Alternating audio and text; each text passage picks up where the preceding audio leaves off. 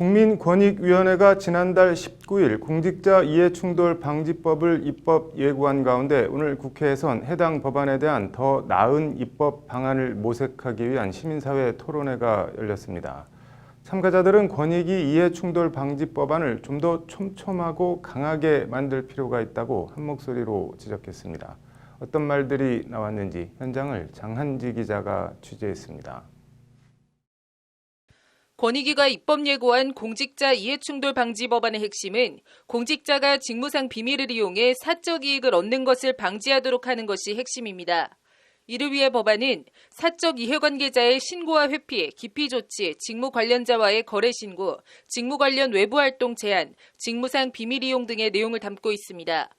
법안은 부정청탁 및 금품 등 수수의 금지에 관한 법률, 이른바 김영란법 적용 대상에서 빠졌던 국회의원 등도 포함시켰습니다.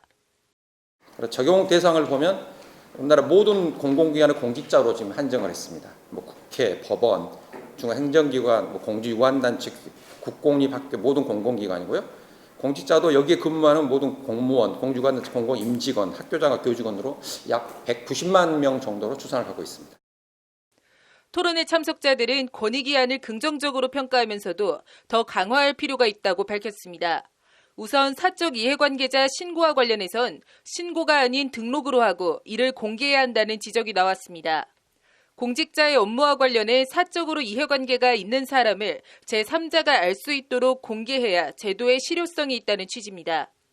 참석자들은 더불어 공직자가 사적인 이익에 활용하지 못하도록 한 업무상 비밀을 업무 관련 정보로 개념을 확대해야 한다고 지적했습니다.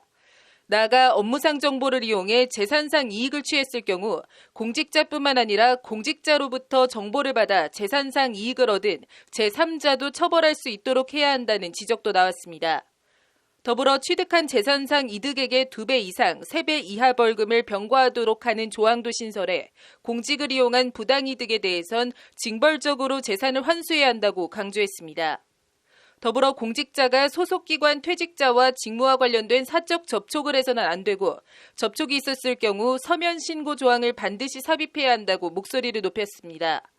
현관이 나가면 전관이 되는 순환의 고리, 이른바 전관 이후 차단을 위해선 해당 조치가 필수 불가결하다는 지적입니다. 공무원 행동강령에는 이해충돌 방지제도를 좀 도입해서 지금 작년 4월부터 시행을 하고 있습니다. 저희 공무원과 또 공직유관단체를 하고 있는데요. 이제는 이거에 대해서 이제 법률화로 격상하는 작업이 이루어질 때가 아닌가. 참석자들은 이와 함께 권익위안은 직무상 비밀정보 이용 금지를 제외하곤 제재가 과태료로 그치고 있어 제도의 실효성을 높이기 위해선 처벌 규정을 강화해야 한다고 한 목소리로 지적했습니다. 보다 좀 폭넓게 좀 다뤄질 필요가 있다라는 생각을 합니다. 어떻게든 이게 20대 국회에서 논의되어서 통과될 수 있도록 할 수 있는 방안들도 같이 모색해야 된다고 생각하고. 토론회 참석자들은 공직자의 공정한 직무 수행을 보장하고 공직을 통한 사익 추구를 막기 위해서는 이해충돌 방지 규정을 조속히 입법화해야 한다며 20대 국회 회기 내에 반드시 법안을 처리할 것을 거듭 촉구했습니다. 법률방송 장한지입니다.